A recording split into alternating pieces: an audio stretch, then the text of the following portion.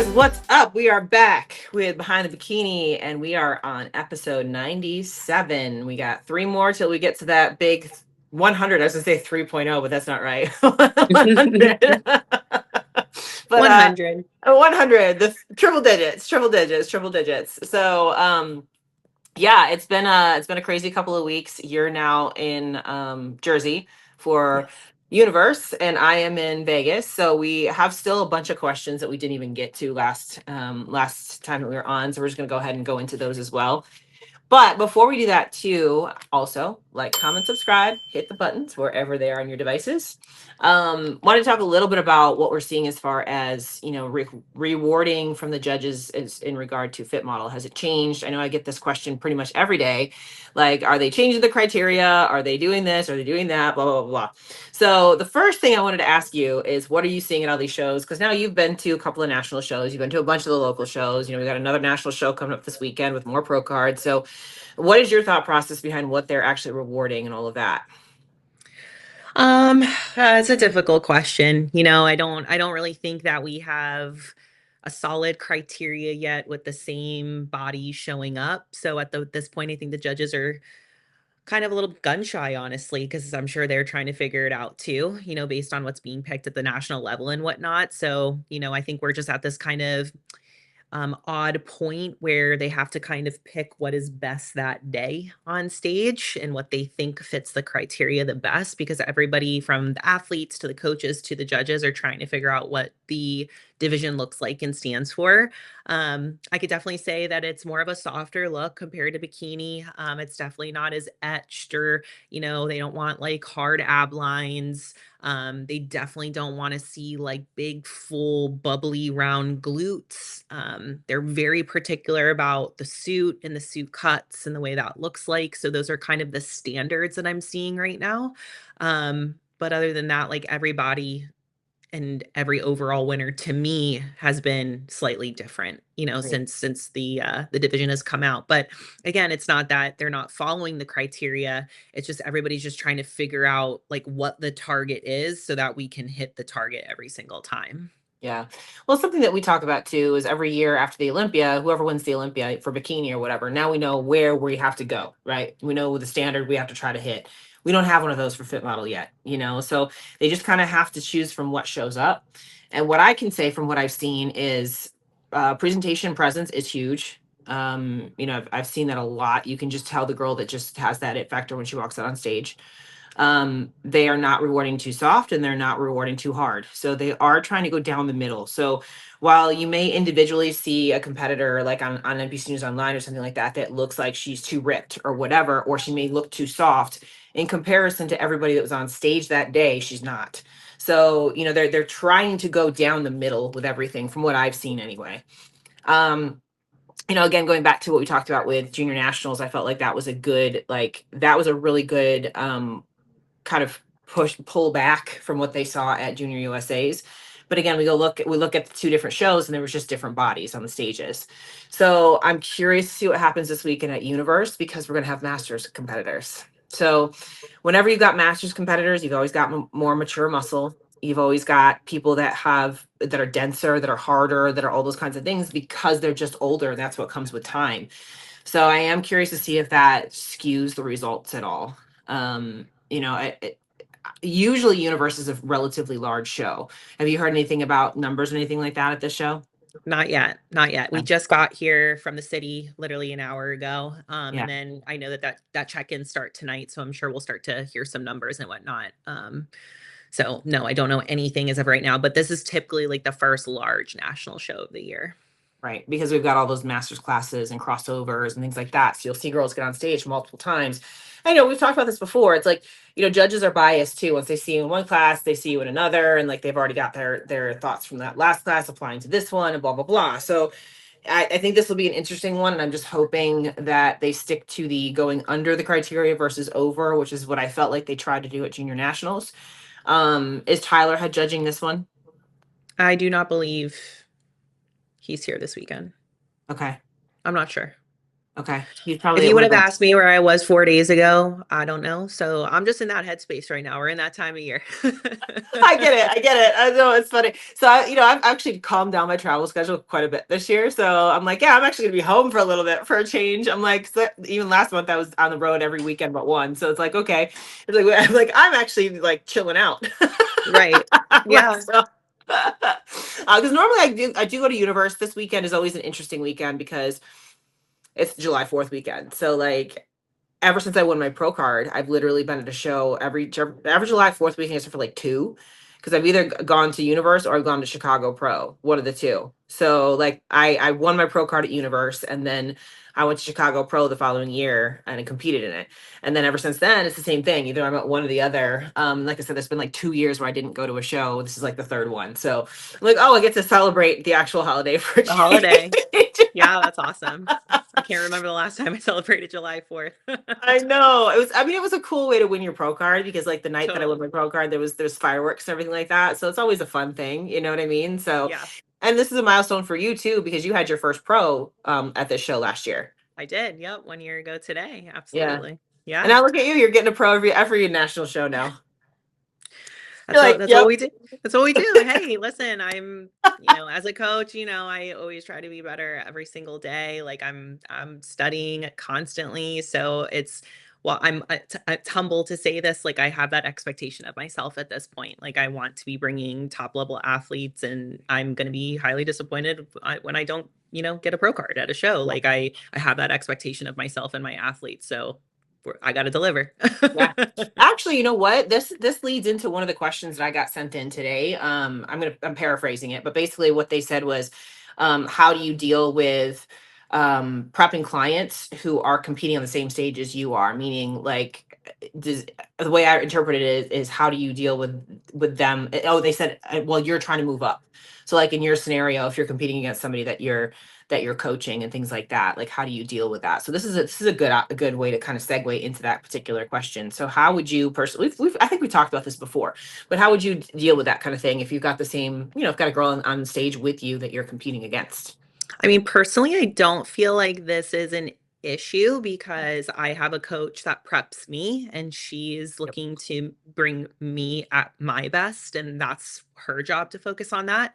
And then my job is to focus on my athlete and making sure that she's bringing her best, and it goes back to the end of the day. Like, I, I I can't decide what the judges want that day. Like if the client ends up beating me, like that to me, that's a win-win. You know what I Right. mean? It's a win on my coaching side, or if I win, then I'm winning personally. So it's not really a thing. Like Mhm. my job at the end of the day is to bring in every single client to their absolute best ability. And if I'm stepping on stage with them or not, like I'm still rooting for them. And if they beat me, great. Like that's Right. that's still a win or a feather in my cap, if you will. Right.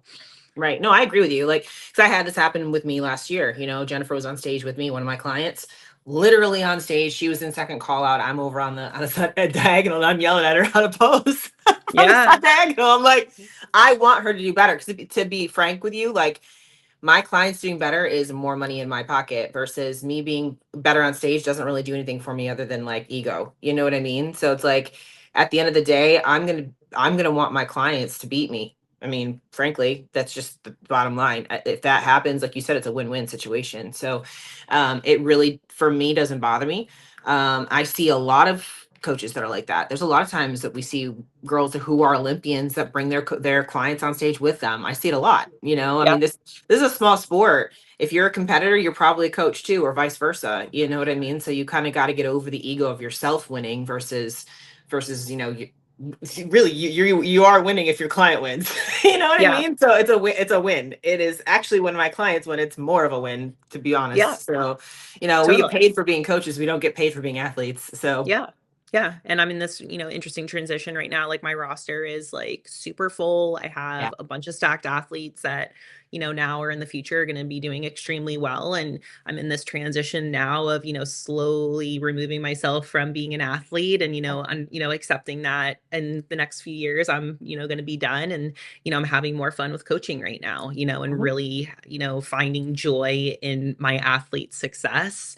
So it's honestly a really easy transition because, I want to see them win. When they win, Yeah. I win as well. And that's going to kind of take the place of me winning shows and going to the Olympia and things like that. I'm having more fun coaching right now. So yeah, it's not really a thing if you don't make it one, at the Right. end of the day, just the Olympia, it's just another show. Like there's nothing Right. like really, too special or, or of course it's special, but you know what I mean? At the end of the day, it's just another bodybuilding show, so Yeah. you just got to, continue to show up for yourself and your athletes and, let your coach do, on either side of bringing the best to their ability. Yeah, and I think a good analogy of this is a girls' girl, right? So I thought of this because we had this little girls' weekend this past weekend. We went to St. Pete for the show, but then a bunch of the girls came down. We had a whole weekend. We went to the beach, on boats, all that kind of stuff. And like we did these stupid little reels and like recorded ourselves and stuff like that. But we were fixing each other's hair and suits and stuff like that. It's like, and we would always say, "Oh, because you're a girls' girl, you're helping your other women, and that's the whole thing. It's like we're helping our other women in this sport." Even when we do these podcasts, we give a lot of information out for free on these podcasts, you guys, like a lot. And that's helping other people versus just trying to, I don't know, be overprotective of that stuff. Yeah, like that's, that kind of thing. So, we want to see you win. And that's the bottom line, and I'm in a little bit of a different situation than you are. I've been kind of I compete, but I'm out not like at the level that you're at. And haven't been. And so for me, it's like my knowledge is more power than anything else. And I'm in a strange position right now too, because last year was my first year of coaching, and I had a lot of the girls that got on stage, and I'm like, before you can get back on stage, you've got to be off stage. We got to build you first. So I've got a lot of girls that are just sitting in off season right now, and it just is what it is. I'm like, that's because we want to come back and kill it next year. So it's like you come back to, I want them to win. If I just needed bodies on stage, I'd be like, yeah, let's prep again. Yeah, let's prep again. But that doesn't do anything for them, and it doesn't do anything for me if you end up looking like shit. So, I want you to come out looking your best. So we have to do the things we have to do. And for a lot of coaches, the only way they can get new clients is by putting clients on stage, right? So it's like you got to remember there's a difference between just putting a competitor on stage versus putting a competitor on stage at their best. Yeah, well, and it's interesting that you said that because like when I got hired by Fit Body Fusion in 2022, I was primarily doing lifestyle athletes. And I Yeah. told Jamie, like, I don't really want to do athletes. And she's like, you're going to do athletes. I'm like, Yeah. okay. So then my first, season, I had nobody on stage, Yeah. like my first 1.5 to 2 years, like I was, I was so educated in the sport that I knew I didn't want to just take athletes on and throw them on stage. So, and my coaching style is still the same. I don't want to take you on unless you're willing to do an off season. So, for the first 1.5 to 2 years, I barely had any athletes on stage, and they were in off season improving. So now, people were saying over the last couple of years, well, Jordan's, getting all these pros and doing that, blah blah blah. But these athletes have already been on my roster working for a couple of years, Yep. towards this, and now they're coming out and getting the pro cards because they had put in the time. So Hmm. you're just in your investment years. That's what I called my first 1 to 2 years. That's the investment years of Hmm. coaching and learning and making sure your athletes are improving, and then you're actually putting them on stage like when they're competitive. Yep. And I've actually noticed that about like when you post the girls that have won pro cards this year and stuff, you're like, yeah, we started working in 2023 or we started working together in 2021 or whatever, you know what I mean? And then now they're getting their pro cards because they put the work in, and behind the scenes, there's a lot going on. And again, because you want to see them win, you don't want to just put them on stage, waste their time, waste their money, waste their effort. Yeah, something that I think I brought maybe mentioned, but I heard a couple weeks ago. I was on the phone with a client. She was struggling with her amount of progress, and she's like, "I just feel like your team's so competitive right now, and like I'm not at that level." And I was like, Hmm. "Yes, the team is very competitive, but you also haven't seen like what these girls have gone through or what their starting pictures look like. Like we all have a starting, photo that we don't love, Yep. and then we progress, and we love that we took those photos because we put in the time and the discipline to actually improve, and you're just not there yet. So Yes. it's just that thing of like we see what happens on stage and we don't see the grind or what it took to get there. Holly, who just turned pro at junior nationals last week, who's 40 years old and won it in the open, has been going after her pro card for 10 years, 10 years, so this didn't just happen overnight.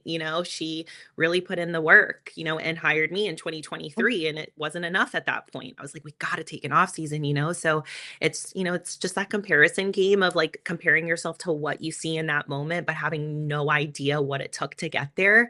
So remember that, that's where the devil is in the details on social media. You cannot always compare yourself and what you see on social media. There's so many variables and timelines that you probably don't know. Yeah. And that's actually a really good point to any of you competitors out there that are, you're with a coach or whatever, and they're telling you to stay off season and you feel like you want to prep and you want to get on stage, you want to compete, you want to do this, right? Listen to them because we don't. All right, you guys, we are almost 2 weeks out from my show, so I have my skin prep ready from Liquid Sunrays. They've sent me my kit. You have your exfoliating body towel. This is going to make your skin nice and smooth, not too rough on the exfoliating. pH balancing body wash, which is super, super important. You want to make sure that your skin is pH balanced, so it's going to absorb your tan perfectly. This is your charcoal sugar scrub, which is the bomb. This is my favorite product that Liquid Sunrays has right here. And something about this, it just makes that tan really soak in deep.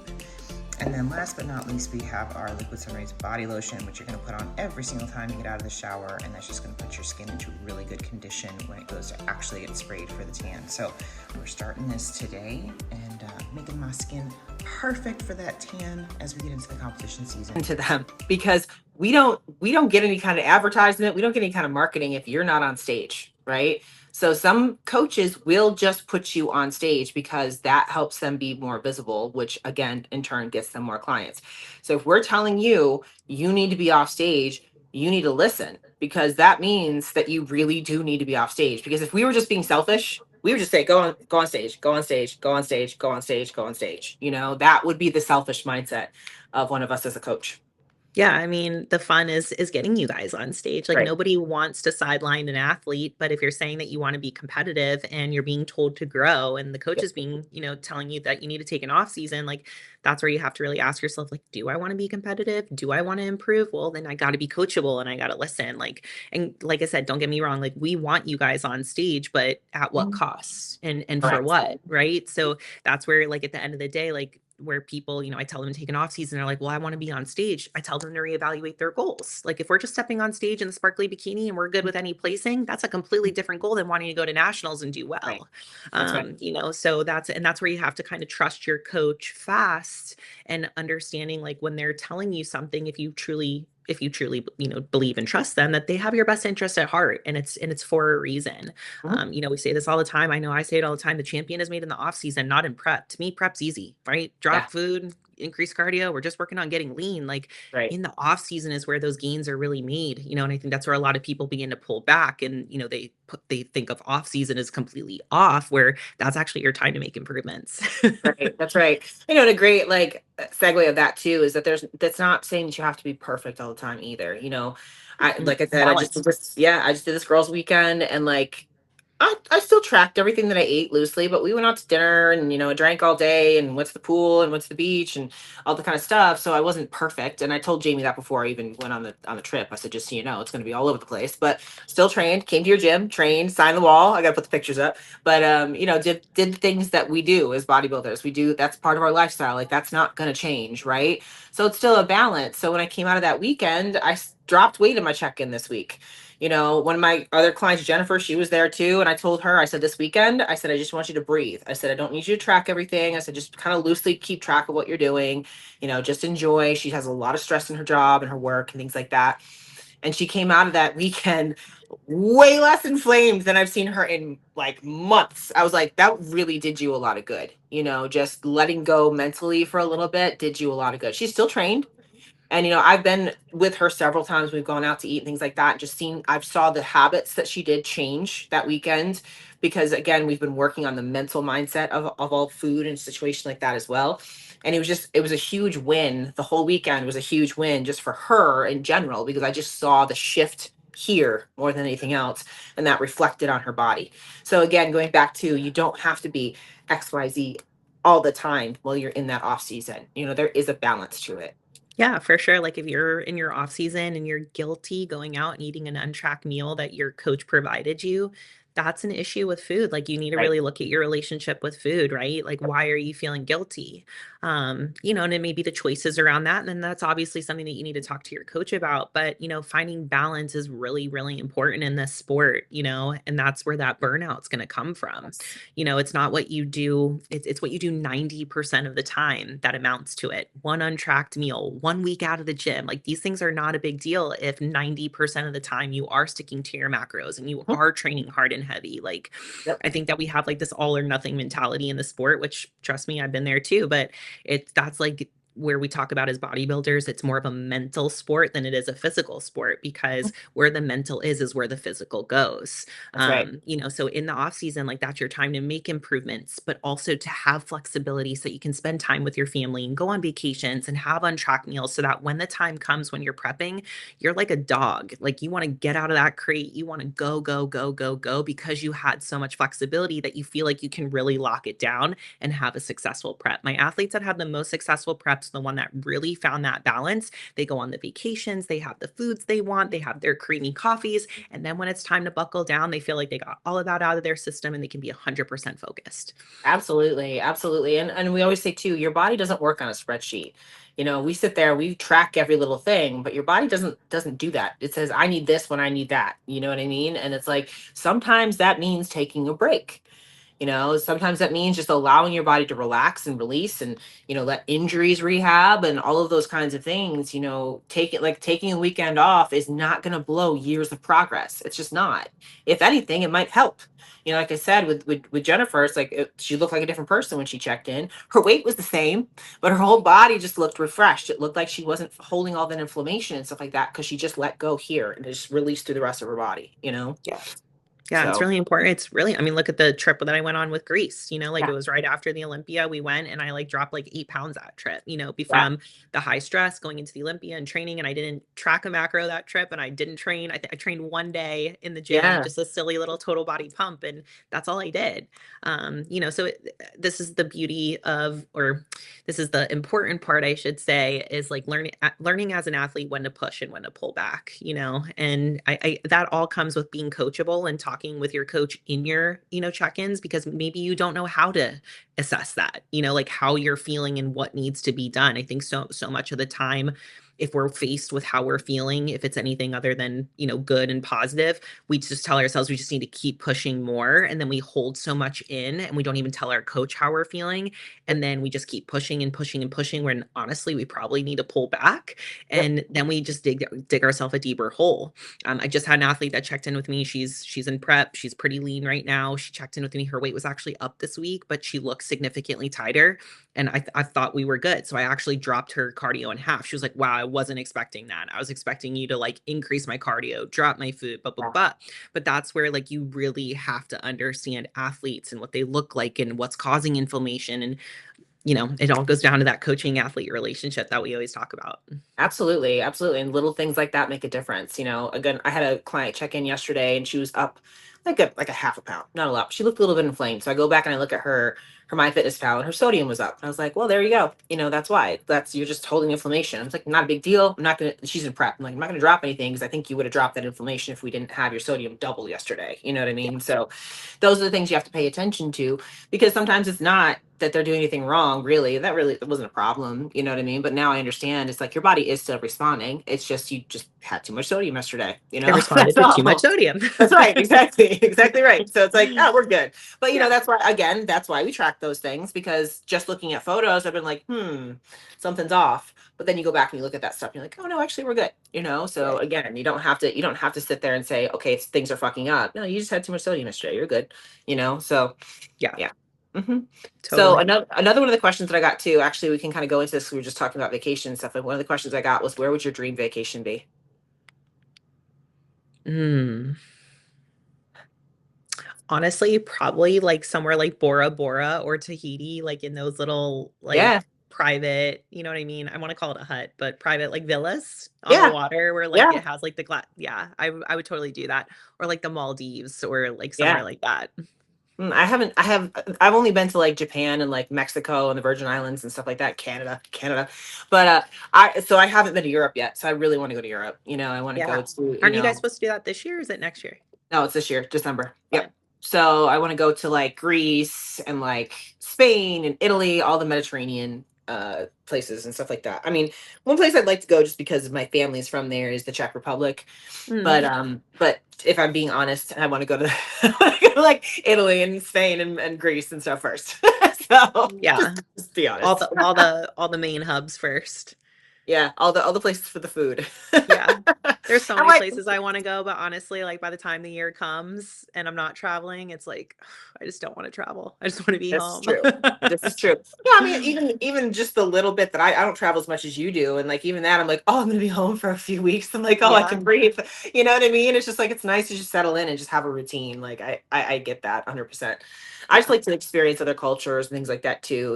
Like and just again just be able to turn everything off and just immerse yourself in it, which we don't get to do very often. Even when we travel for work, we're not traveling for work, for the travel part, we're doing work, you know what I mean? So it's like it's not the same thing. That's why like this girls weekend, this last weekend was great. It was like I got to see you guys and do the hair and makeup and stuff like that too, but this was probably the first show I've ever been to that I didn't actually go to the show.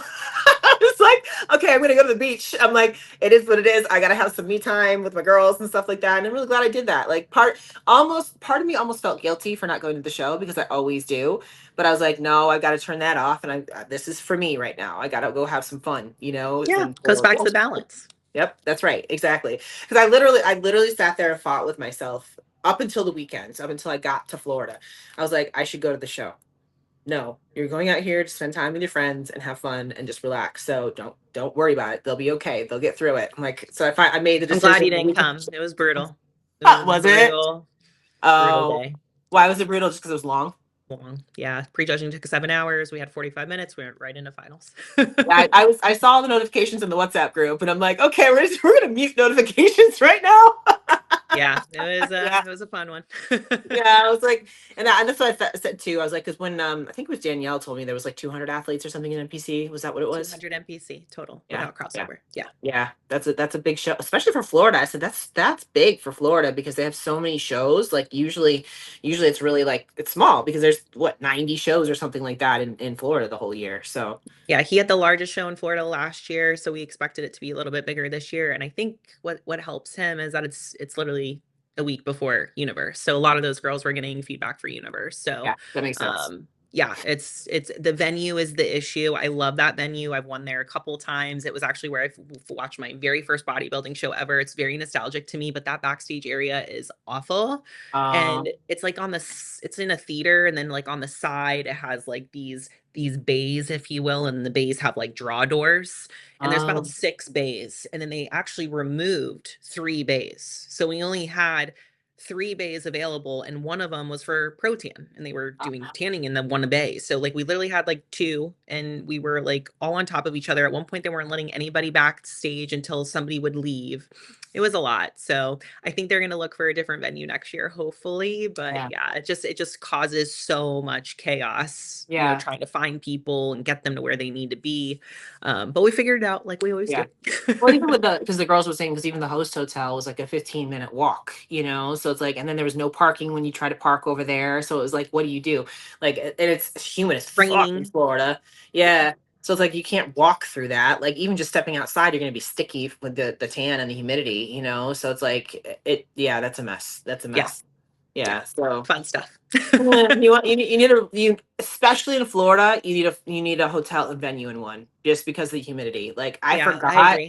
I agree. Like we talked about this before. I forgot how humid Florida is when I stepped off that flight, and I was like, "Holy crap! I can barely breathe." You know what I mean? Like that's why my hair I'm still embracing the curls from because when I was in Florida, I was like, "Well, fuck it. It is what it is. I can't even have my hair straight." So yeah. I landed and I went right to Kelly and I got a keratin. Thank God. Yeah, for real. Like you step outside for 5 minutes and my hair looked like a freaking afro. I was like, all right, cool. Yeah, it's really bad there right now. And it was raining too all weekend. Yes. So yes. We had fun though. I realized that was one of the reasons why the hotels and stuff were so expensive too, because it was Pride weekend. Yeah. So I didn't realize that, but we had a blast because of that. But that's why I'm looking at everything. I'm like, this is why everything's sold out. This is why everything is so freaking expensive, because it was place packed. Yeah, we left Tampa, which was doing, or St. Pete was doing Pride, and then we literally landed in New York, and it was Pride here too. Oh gosh. So I was like, just left one place and went right to the other. Yeah, it was so much fun. But like, and then even trying to get out of Tampa on Sunday. When did you guys fly? Did you fly out Sunday or did you fly out Monday? Sunday. Sunday. Did you have But any issues everybody's with? flights were canceled. Our flight, we were notified on Saturday night that our 7 a.m. flight was canceled. They put us on a 7:40 p.m., which we couldn't do because we had Broadway tickets for Sunday night. So we ended up getting lucky. We got a 10 a.m. flight out, but everybody was getting canceled that we saw that had later flights. Yep. Actually, right now, we don't know what's going on. Athletes that are coming to Universe, a bunch of them were canceled. So we had a few athletes. One was in Chattanooga, one was in Atlanta. They're renting cars and they're all driving here right now. So I guess there's like nasty weather everywhere right now. Well, because Jennifer actually got stuck. She ended up staying overnight again and staying till Monday and flying home on Monday. Yeah. I got lucky. I had a 7 p.m. flight out of Tampa, and I got the notification that my flight was being delayed. And then, so what was going to happen? I had a connection in Chicago. So when I got to Chicago, my flight in Chicago, I was going to miss the connection. So initially it got delayed just a few minutes. So they were going to hold the flight, and then it got delayed 45 minutes more. And they're like, yeah, we can't hold the flight anymore. So we can either refund you your money or whatever. I was like, no, you're getting me on a flight today. And I was lucky because I was right down the street from the airport. I was like, can you get me on the 5:30 flight? So the 7 o'clock flight. And they're like, yes, there was like 3 seats available on that flight to go. And that went from Tampa to Fort Lauderdale and Fort Lauderdale, Vegas. So I booked it. I know it's so stupid. Yeah.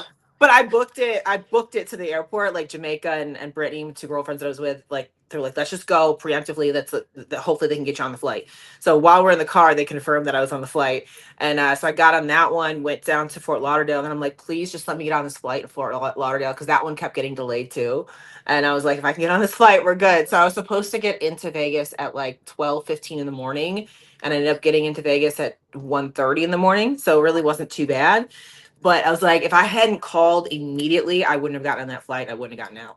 I know everybody makes fun of me because I like to be on the first flight out of the morning, the 5 a.m., the 6 a.m. flights. Yeah. But those flights really get canceled. So everybody, I'll sleep when I get home. Yeah. I mean, we're up usually like 1 a.m. anyway after a show. Like, it takes so long to like come down. Like, you might as well just stay up and go to the airport. Yeah. Usually I do the early flights, but like it was a girls' weekend, so I wanted to stay a little longer. And I was like, oh, that was dumb. I know. Actually, no, it wasn't bad, because Jennifer's flight was supposed to be out at I think it was like noon or something like that. And like I said, she was in the airport from 10, 11-ish in the morning all the way through till 11 o'clock at night. And then she finally just got a hotel and stayed overnight again. So I'm like, actually, I'm not so mad about it. Yeah. I just hope all these girls from Universe get here, because that's stressful. That's a shitty 10-hour drive, 2 days before you step on stage, but they're all hanging. They're doing okay.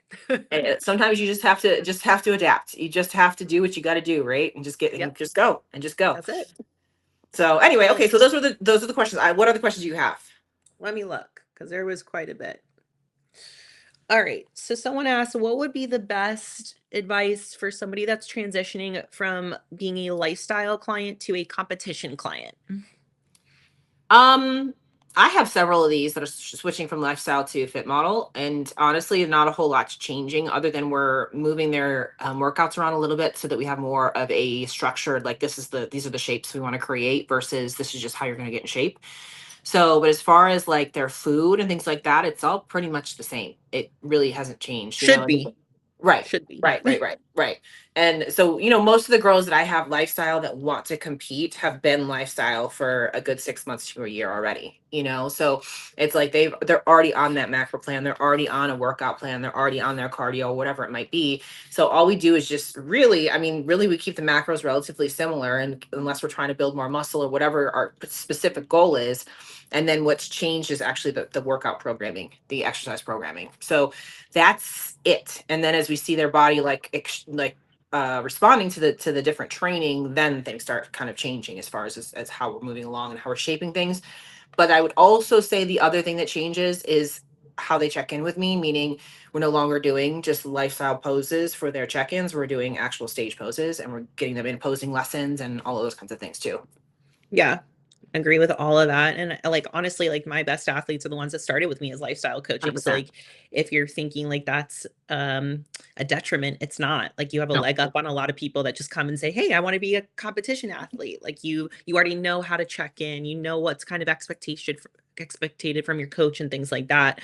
The only thing I would say is maybe just a little bit more serious, like obviously with my lifestyle clients, like our goal is, to hit whatever goal we're working on right now, being a little bit toned, dropping a little bit of body fat, but like Yep. we're not as like accurate or disciplined in terms of like tracking certain things or like hitting certain marks or variables. You have a little bit more autonomy and flexibility over how you want to train. Like perhaps you're, doing group exercise classes or like Orange Yes. Theory classes. And then obviously you're going to have to change to more of like a bodybuilding approach. And then just tracking things like sodium, maybe more whole foods. Again, going back to like tracking macros versus like IIFYM approach, like really making sure you're dialing in variables and nutrient timing and things like that. So, but when you're kind of at that point where you have been a lifestyle client and you're kind of looking for that next gear, you're already ready for that mentally. Like you already kind of know what the basics are, and then another level of discipline and consistency is coming. So you should be just fine. Like it's Yeah. honestly not that big of a change. It's just more of like, dialing in certain parameters here and there. And then obviously as an athlete, there's just a whole nother responsibility and kind of gauge or intensity that comes with that. Yeah, absolutely. And again, it's as we always go back to, bodybuilding is a lifestyle. So if you're already a lifestyle client, we're just shifting that a little bit. That's it.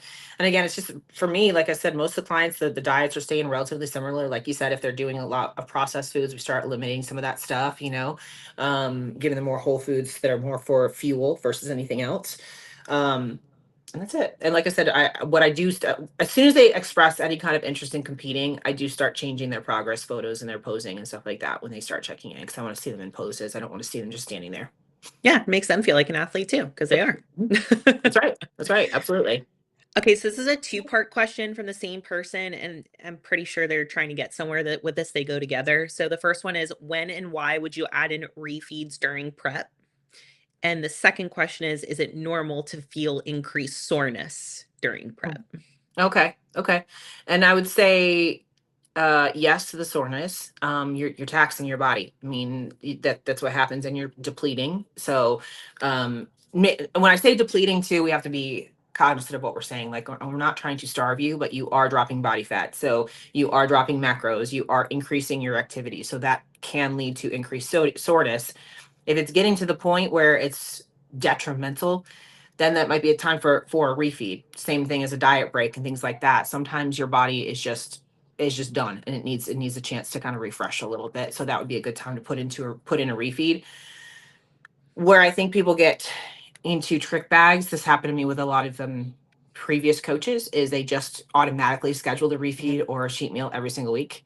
And it's like, you don't necessarily need that. You put it in there when you need it versus this is just part of your plan, basically. You know what I mean? So if you do a refeed, that can help with some of that fatigue, that can help with some of that soreness, that can help with some of that recovery and things like that too. And those are things you have to communicate with your coach, because again, it goes back to, do I need a refeed or do I want a refeed? Those are two different things. Yeah, and there's a difference between a refeed and a free meal. And I think that's 100%. where people get confused a lot. A refeed has a lot of data around it. So Yes. going back to what Sean said, like if I'm giving a refeed, it is because the athlete is demonstrating a certain data or variable that is not helping us with our prep, meaning they are sore, they haven't recovered, and there's nothing I can do at that point because we are in a deficit, so that's what you have to think, is that when food is low, we do not have that nourishment that's helping your body heal and recover as fast as possible. That's why as athletes, it's very important when we are in a contest prep for you to control variables like sleep, water, sodium, getting body work, doing things on your own with like Theraguns and PMF tools and things like that. But there's only so much that we can do, because at the end of the day, if we're in a contest prep, soreness is inevitable. However, if it's something where it's becoming an issue, where it's happening day after day, it's affecting your workouts, it's affecting how you're feeling, that would be then maybe a time for a refeed and or a deload week from the gym where we pull back on intensity. So a refeed is where it's very structured. There's data around it. You have a very very specific set of macros or a very specific meal that's given to you by your coach. There's probably some sort of photos that are around that meal, Yes. before, after, weight, before, after. And what you have to think too is that the refeed is meant to put you in a caloric surplus to get the metabolism sparked again. So a refeed, if it is successful, your weight should drop the next day from that refeed. So if I give an athlete a refeed when they're demonstrating, really poor recovery, extra soreness, holding inflammation and things like that, and they drop 2 pounds overnight after the refeed, I'm probably going to do another refeed again until we start hitting a plateau on weight again. And then I know that the metabolism is kicking back up and we can resume and go into our dig days on prep. So refeeds are completely different than just saying, hey, mentally you need an untracked meal, which sometimes those happen too in prep, where an athlete comes to you and they're like, hey, I'm really food focused right now, I really want this meal. And sometimes we do have to give an athlete that they don't need it physically, but they need it mentally. So those are kind of the ways or whys we would structure those things. But just like Sean said, like, this isn't something that I just throw into a plan and go, we're going to do a refeed in 8 weeks. No, I'm taking it week by week and how that athlete's responding and how they're communicating how they feel in their check-in. Yeah, I see that a lot in like the Facebook groups and stuff like that too. Like, does your coach give you refeeds every week? No. And then you see their contest photos when they finally step on stage and you're like, you weren't even in shape. That's right. That's right. No, I had a coach. You should probably had 10 less untracked meals. Yeah, exactly. And I had a coach that did that every single week. And it was because during the week, he just basically starved me. You know what I mean? It was like, so I just had a planned refeed every single weekend. And it's like, okay, but I didn't actually get in shape. I just looked depleted and soft because that didn't actually have a function behind it. It was just more like, okay, we starved you all week, so now you can eat something. I think that's basically what it was. So there's a difference. And again, going back to like what I was talking about with Jennifer this past weekend, her looking better this week after having, an untracked weekend, basically, that wasn't a refeed, but it was something that just helped her with her recovery more than anything else, and she's deep in off season. So that's not something that we don't need to dial in for a show. So it's not like it has to be completely specific, but the whole point behind that was to give a mental release so that her body could release. So there's different functions for each one. Yeah, and I think that just the refeeds and the amount of refeeds, again, it's just there needs to be so much context behind it. Like, you cannot compare.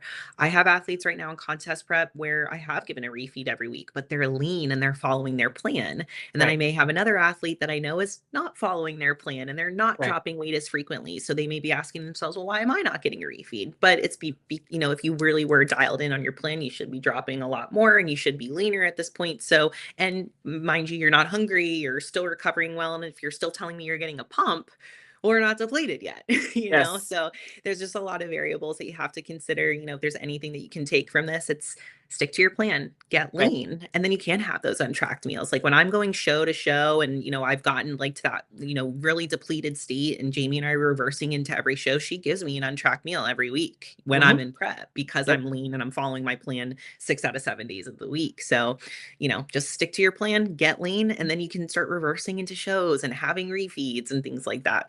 And she knows you're not going to go way off plan on those free meals too. You got to understand what your clients can handle, what they can't as well, And we talked about this last week as far as if you have a really productive off season, then your in season is going to be a whole lot easier, which is when you get the refeeds and things like that. But if you didn't have a productive off season or no off season at all, you're probably going to have to be quite a bit tighter when you go into prep.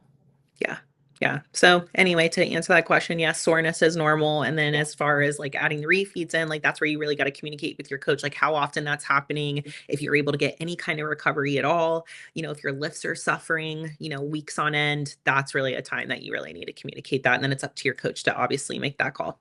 And I would say also, I think sometimes girls have body dysmorphia quite a bit as well. Like, it's one thing to feel soreness. It's another thing to look like you're inflamed and not making progress. Like, I have a few clients who, when they'll check in, they say that their strength is diminishing, this, the other thing, and they just feel gross and puffy and everything. I look at their photos, I'm like, you're lean as fuck. You know what I mean? Like, this is all right here, right now. This is not physical. That's how you should feel when you're that lean. You should feel flat, watery, like Yep. smushy. Like that's how you feel when you're that Yep. lean. It's Yep. not it's not your best look.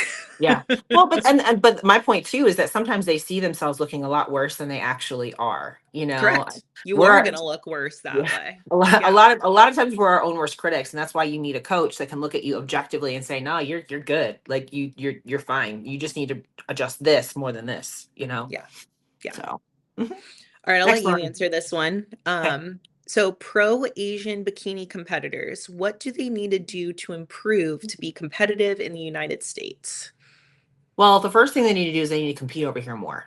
So I had this conversation with one of my posing clients. She's from Vietnam. This may be her. She may have written in because she was like basically the same question she asked me on our session.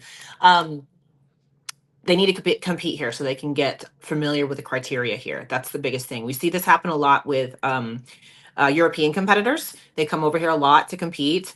European competitors tend to be quite a bit harder. Lean. Yep, more muscular, things like that, grainy, stuff like that. And so they don't really realize what the criteria is until they come and compete over here in the States and then start getting the feedback. We talk about this all the time. Even with the girls in the States, you've got to go to various shows and get feedback from the different judges here in the States. You got to do the same thing when you're outside the country, right? So I think that it's kind of like the Asian girls are coming up in the sport now, kind of like the European girls did a couple of years ago, right? So we saw the Europeans start to flourish a bit, and then they started getting better because a handful of them started competing over here in the States. The Asian girls right now, they're at that point where they need to start coming here to compete more. So I believe that Asian competitors actually have some of the best genetics out there. Like they are ridiculous as far as like their cartoonish shapes, teeny tiny little waistlines, the perfect glute genetics, wide, round bubbly shoulders and stuff like that. But what I tend to see when they come into the Olympias, they tend to be a little bit too small and they tend to be a little bit too hard. So if they were to just come over here and compete in the States for a little bit and realize probably most of them would do a lot better if they would just fill out a little bit. And I mean just food. They probably don't even need that much more size, but if they didn't get themselves so shrunken down and allowed their bodies to actually just pop, they would probably do a whole lot better on the Olympia stage. And going back to it's a human bias thing too. When the judges see you more and more and more, they're going to give you more critiques. If you're getting better, they're going to reward you. So you just have to come here and compete. And I know that's hard because it's expensive and it's hard to do the visa thing. And I get all of that. So I understand all of that. There's only so much you can do, but that's the way they can get better. That's the way. I agree. And I'm a pro competitor, so I'm not going to comment, but I agree with all that. That's an upvote right there. Yep, yep. Coming from Sean, the judge. Yes, that's right. Okay, so we get this one a lot, but let's just go ahead and do a refresher. So, can you grow muscle naturally as an advanced athlete, or are PEDs needed? So the answer is yes, you can grow muscle. You always can, regardless. Naturally, you always can. PEDs just help. I mean, it's just the bottom line. Like we talk about this all the time. You can still achieve really great results naturally. It's just going to take longer. And one of the biggest things that PEDs do is they help you recover faster. The whole point behind PEDs in the first place is that they're used like for people that are suffering from diseases and recovery from that kind of thing in hospitals and cancer patients and all this kinds of stuff. So the whole point behind those drugs is to help you put on muscle and retain muscle faster, right? That's so that you don't die from these diseases. So when you do that with your natural body, yeah, it's going to help you. Can you get there naturally? Yes. Is it going to be harder? Yes. Is it going to take longer? Yes. I mean, but you can do it. Yeah. Yeah. I mean, I know this athlete specifically is a pro athlete and has two sports actually. So bodybuilding and something else. So, I think what you just definitely need to consider is outside of PED is every other variable that you can control. That's How right. aerobic are you, right? Like if you're doing a massive amount of cardio, again, this athlete is a dual athlete. So they have Yeah. almost a sport that goes against what we need in bodybuilding, so how aerobic are you in your off season? How hard is your training? Which I know we Mhm. talk about this all the time, guys, but I really don't think that we train as hard as we need to. When we really think about it at the end of the day, I think that we all tell ourselves that, but all have more. Even me sitting here to this day thinking on my workouts for the past 2 weeks, like we all have Mhm. more that we can lay out there on the line, especially if we want to stay natural. Food timing, things like that. Like how dialed in are you on the rest of those variables, right? And then what's your goal? What's the why? You know, so as a pro athlete in this sport, you are at a disadvantage if you not are on PEDs. I'm just That's gonna right. say it. Like That's most right. 9 out of 10 people are probably on PEDs up at the pro level, right? So you just have to be very realistic with yourself and what the goal is and what you're willing to do. And what is the goal at the end of the day compared to the other girl standing next to you, right? So do you need PDs to grow? No, absolutely not. But if your goal is to get to that highest level and everybody else is doing that, it's just going to be a longer road for you. So you can't compare your journey or your lack of success or lack of timing or whatever that looks like to you to other people who That's are right. taking those things to get there faster. I think something else too is like, what is the definition of enhanced or not anymore, right? Like, I think that's really relative to each person. We talk on a consult with one person and they think creatine is enhanced, Right. which is not a Yes. PED considered. It's a supplement, right? Yep. And then you speak to someone else and it's just Anavar is, or peptides, right? So Yep. we have all these great access to peptides now, which are very safe, very effective, and don't work on a hormone level at all, and people still don't want to touch them, right? So Yep. it's just really relative and like what is it to you, and again, I think that's just individualized for everybody, but just being really realistic, Mhm. where you are. And if you are very firm on staying all natural, great, but it's just Yes. going to make sure that you have to be so 100% dialed in on everything else: recovery, Yes. food, training, etc. Anything you do outside of the gym, like all of that is going to add up to your success at the end of the day. With somebody that's enhanced, they have to do all of those things, but they get wiggle room. That's right. So you have to be so dialed in. And the other part of that too, and I've said this to several girls who, are questioning because they've gone through really tough preps and they're natural and things like that too. It's not easier or better for you to go through this naturally. It's actually harder on your body. No, this is my Drew and I's new thing. Yeah. It's worse to do Yeah. it naturally. It's harder. I Worse. I see the girls that have the worst after effects from preps are the ones that are natural. Do it natural. Yep. And we're not saying this to change your mind on it, Right. but have a grasp of the amount of stress that you're putting on your body and not just giving it some help, right? So like that's what they're tools at the end of the day. And That's where right. things get bad raps is because people utilize these tools in a negative way, and then Correct. obviously consequences happen, right? There's risk with anything, but that's where you have to understand what you're putting into your body, what the limitations are, what the risks are, but at the end of the day, these things were made, just like Sean said, Anavar was made in a clinical setting for Mhm. cancer patients that Yes. were losing muscle when they were bedridden. They Yep. were made in a clinical way and then they got abused. So now they Yep. have a bad rap, right? So it's just really trying to understand what we always say is MOA, mechanism of action, like what it's supposed to do for you and what is the most safe and effective way to do it. Saying you're natural, that's great, and listen, I don't know how you guys how it's done. Like it's wild the amount of conditioning that people have to get naturally and like the way that they suffer. But then those are the ones that have the worst post-show rebound because they've 100%. forced their body into such a deficit. Yep. Especially when we look at simple things like the peptides we've talked about, they're just they're so safe and they make things so much easier and better just when you use them correctly. You know what I Yeah. mean? It's mind blowing, and we're just touching scratching the surface on these things right now. You know what I mean? Yeah.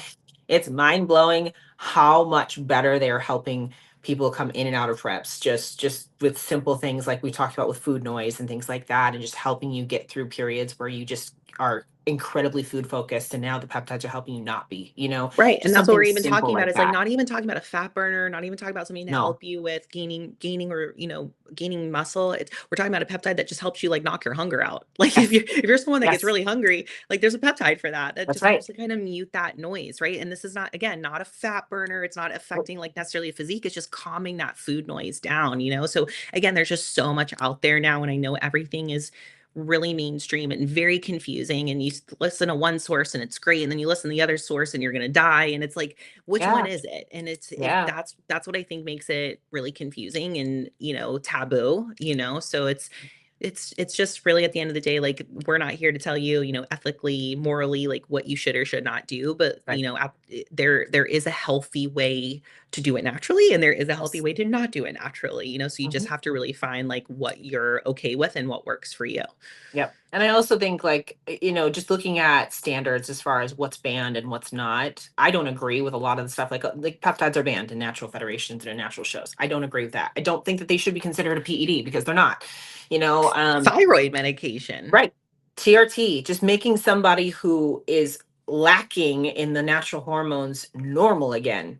That's banned. It's like you're not enhancing yourself. You're making yourself a normal functioning human being, but it's banned, So I don't know. There's a lot of room for improvement on those guidelines and those stipulations, I think too, which also does not help people make a delineation and things like that too, because all of a sudden you're thinking just being a normal functioning human being is wrong, you know what I mean? So I don't know, I have a hard time with the natural shows just because of that, because again, I go back to there's certain things that I don't believe should consider you to be not natural anymore. You're just trying to be a normal functioning human being.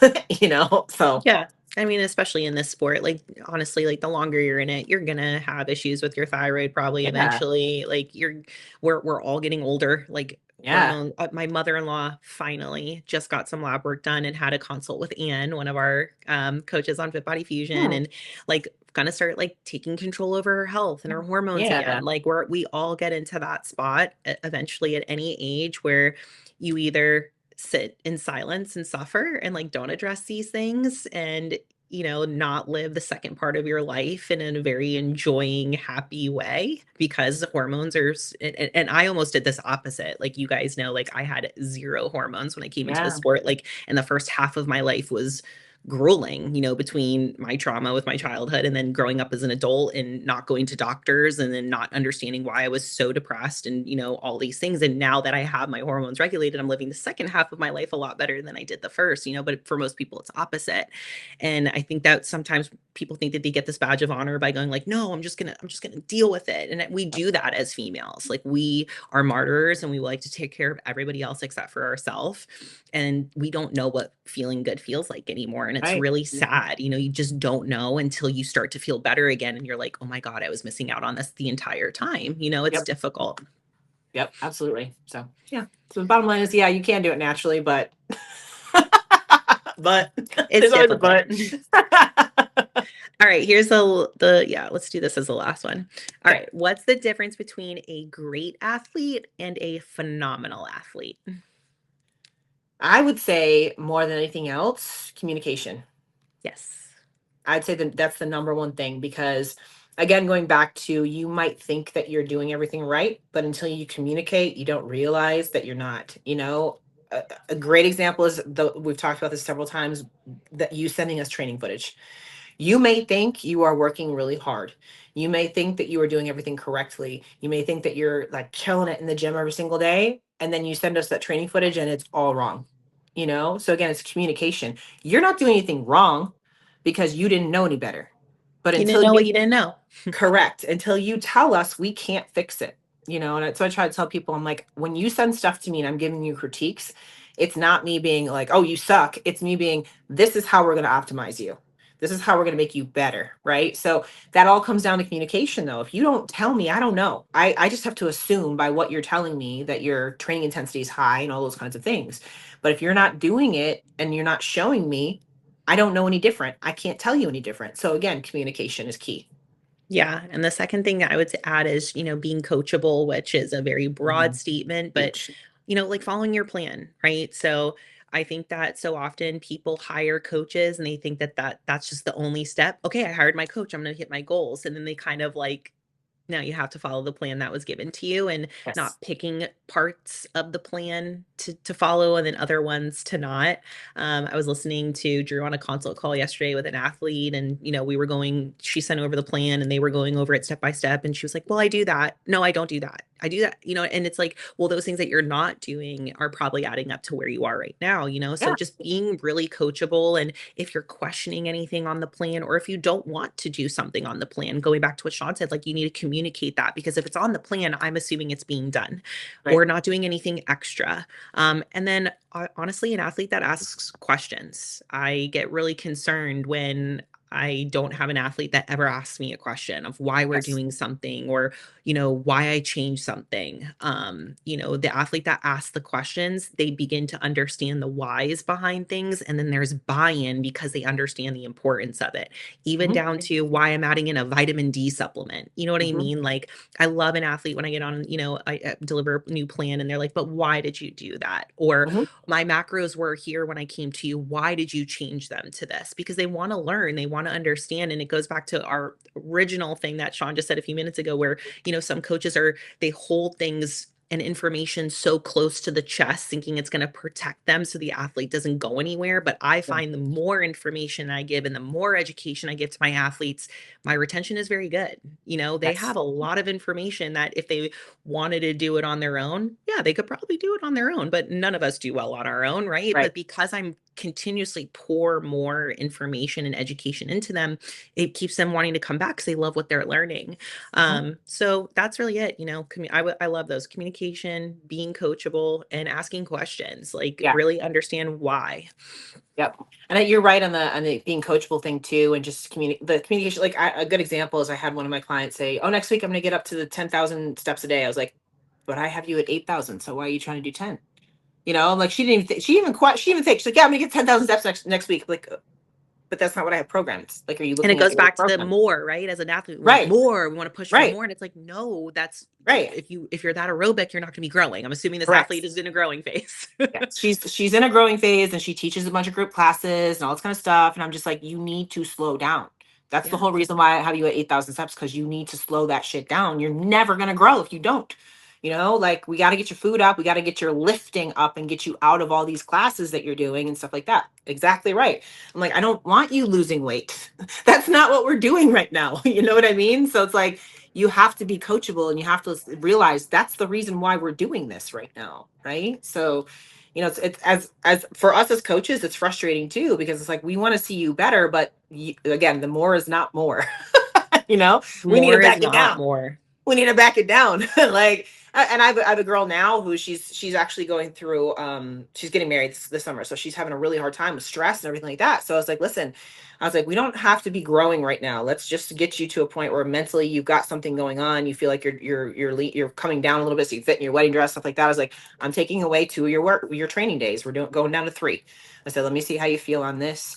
I mean, we've got it. We've got to focus on the goal now, and then we'll focus on growing when we get done. You know what I mean? So again, but she communicates with me all the time and says, I'm losing strength. I don't have the time. About what kind of, okay, so this is what we're gonna do, Yeah. right? So again, Pivot. communication.